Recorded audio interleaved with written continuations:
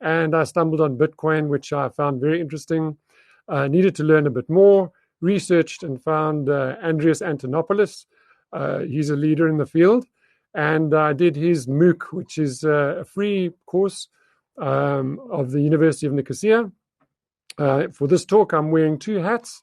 I'm the team lead for Decentralized Cape Town Chapter, which is the kind of outreach blockchain educational arm of the Institute for the Future of the University of Nicosia. And then my other hat is African Payment Solutions. So forgive me moving between the two. Yeah, well, let's get right into it. So COVID's really catapulted us into the online borderless world and put extreme pressure on governments, from a financial perspective. They don't know what to do. They don't know how to do it. The only thing that it appears is that they know how to print money, avoiding the pain and prolonging the inevitable. So let's start with governments, countries, central banks. They tend to be jurisdictional, so that's quite problematic in the new world of the internet, which is there for everybody. They're centralized, as opposed to devolving down to the populace, where individuals can make decisions about their own monetary policies and their own monetary use of money and so on. They tend to be siloed. So in other words, we've got different reserve banks, different countries making different decisions in almost in isolation with their own currencies. It's quite controlling. Governments have almost got like a life of their own, where governments actually were built to represent the people, but it's kind of become a situation in many cases, not in all, but in many cases, where it's feathering their own nests, where it's protecting the wealth of the wealthy. They've kind of got a life of their own, printing money like there's no tomorrow, making unilateral decisions, for example, the Cyprus haircut, where the populace's wealth is being diluted. Then just to turn to fiat, they basically, through the printing of fiat, are diluting hard assets. There's this need to keep on growing and growing, printing and printing. There's little predictability in terms of the inflationary growth of money. It's not hard like it used to be when it was attached to the gold standard. So some governments have come around to using hard money, like Russia, who's stockpiling Bitcoin, and Iran, who's recently authorized their central bank to accumulate Bitcoin to pay for imports. Then let's turn to banks. Banks are a product of and empowered by government pretty much to make money as a service to their communities. They've tended to become legacy. They've become quite big, so they don't move that fast anymore. We had the pleasure of opening and activating bank accounts for a large project that we're involved in at the main banks in South Africa. We're acting as a TPP for a large merchant, or a lot of merchants with a similar system for accepting deposits. It took more than a month to get it right. We needed permission to actually deposit money into the banks. There were so many questions. It's kind of complicated old technology as compared to the simplicity of crypto. I didn't come across two-factor authentication in any of those situations, which is quite interesting because it's such a simple way of being able to protect or to secure your money. Physical signatures required from all over the world.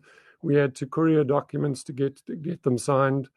60-page pricing documents, many different departments for permissions, and there's not that much cohesion between their departments. And oh my goodness, if I just go to transferring and sending money, that is another exercise that I'm sure you've all come across. We regularly make payments between Kenya, Nigeria, South Africa, and the rest of the world. We acquire in US dollar and local currency in each of those countries. It costs us an absolute fortune to be able to just do a simple thing like top up our Naira account from our USD account or the other way around. We can't actually transfer the money between the accounts. There's complication with the market rate versus the listed rate of the currencies. And often it's better for us to pay through a third party and get it paid back to our own bank account. Then let's talk about remitting money, where we remit money to our merchants internationally. We need an invoice. The timing is uncertain, and it's kind of different week by week. We're never quite sure whether the money has been sent, and it's expensive. So there's kind of these layers of cost. If you think about it, taking government and banks, there are like these layers of cost that have been introduced that make it quite expensive to use money. If you think about the card system, for example, it's quite expensive for merchants to be able to use it to accept card.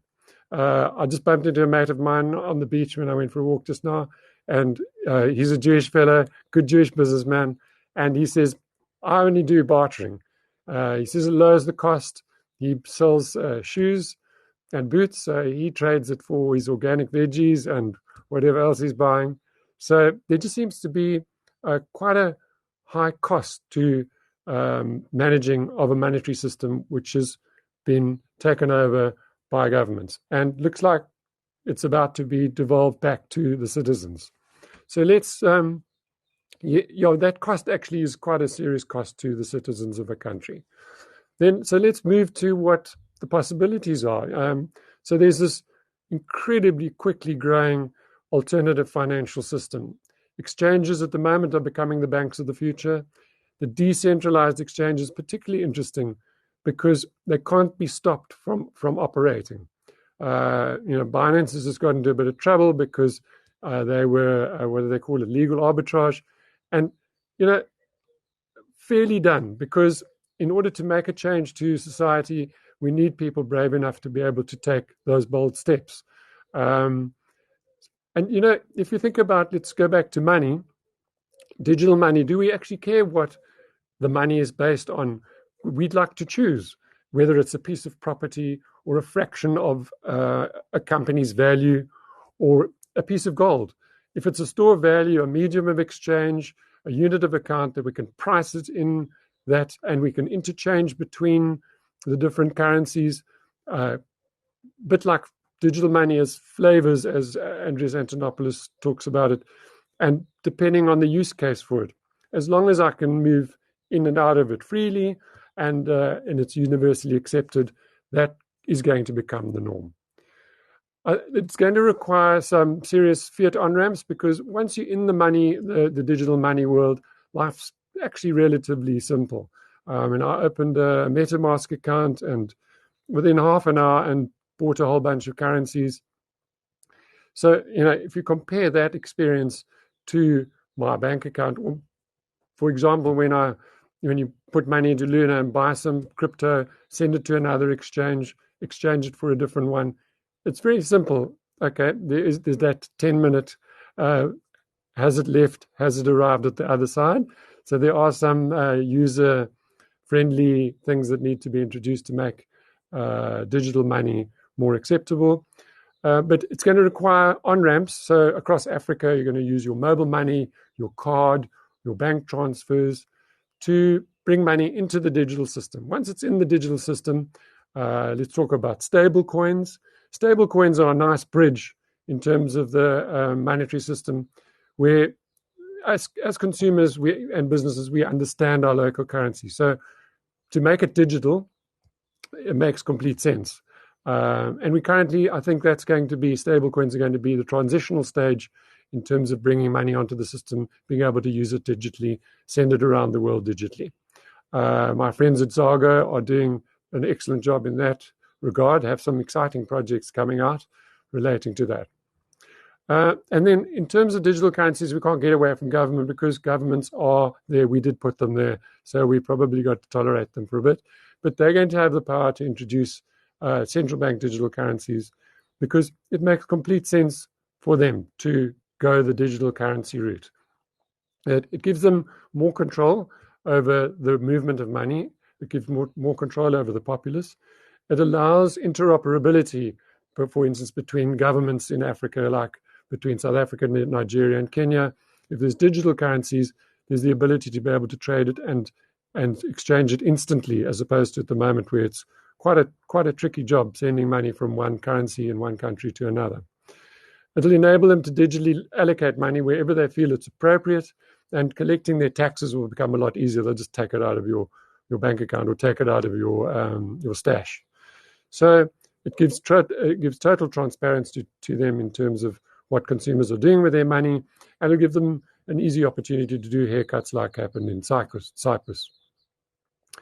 So yeah, the logical next step for governments would be to do this. We're quite fortunate in South Africa, actually. We have quite an enlightened government and reserve bank when it comes to digitization of money. They are using experienced local operators like Zago, for example, to consult with and to understand how this whole digital transitioning is going to happen. And I think it's going to be the Central Bank of South Africa is probably going to be a thought leader in the continent. Then just to move to digital currencies, they're kind of global, non-jurisdictional, which is fantastic. I think this is how things are going to play out. A parallel money system. So at first, the truly decentralized one will survive, but the centralized ones are going to come up against compliance and legislation. Governments are wary of this new digital system that's possibly undermining the powers that they currently have. But there's no getting away from monetary government, monetary control, and a lot of the principles associated and built up over the years for protecting the consumer are good. So not everything's bad. For example, combating nefarious activities it makes sense, whether you're digital or whether it's the government or private.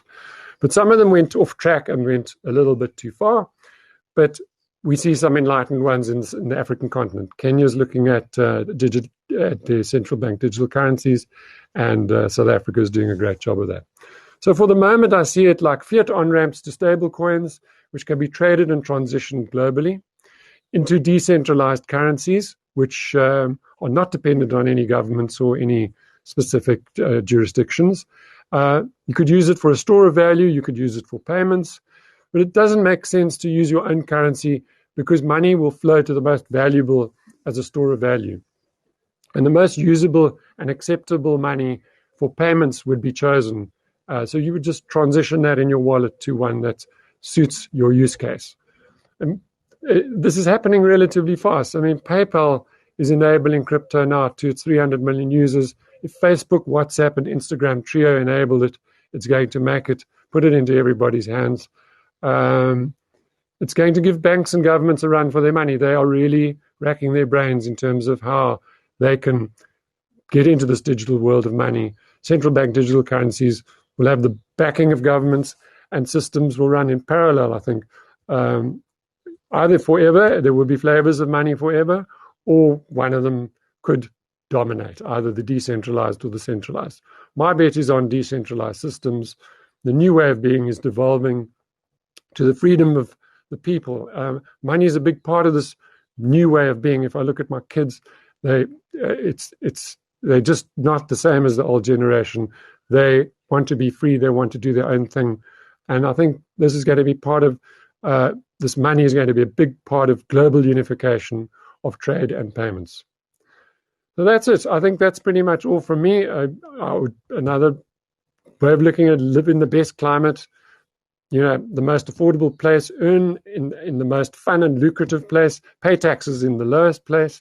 So flavors of money, invest in a store of value, use the one you find you most useful for payments, and ones that give you utility. Give to Caesar, but maintain your own independence. How's that, James? You happy with that? Do you think we got some enlightened people this morning? Fantastic, absolutely, Robin. I'm intrigued about your talk about global trade. I mean, that's obviously why so many of us are into blockchain tech and crypto assets, because it truly brings a technological infrastructure for a global economy. It's got to happen because everybody's living globally now. The kids now are living in the internet. They're not living in a country. They're remote working. They need to be able to send money around. So, it's going to happen. And I mean, we see it as our job is to lubricate the wheels of payments across Africa so that can facilitate trade across the continent and internationally. And digital money is the only way to go from that perspective. Absolutely. Well, Robin, thanks so much for that. That was brilliant.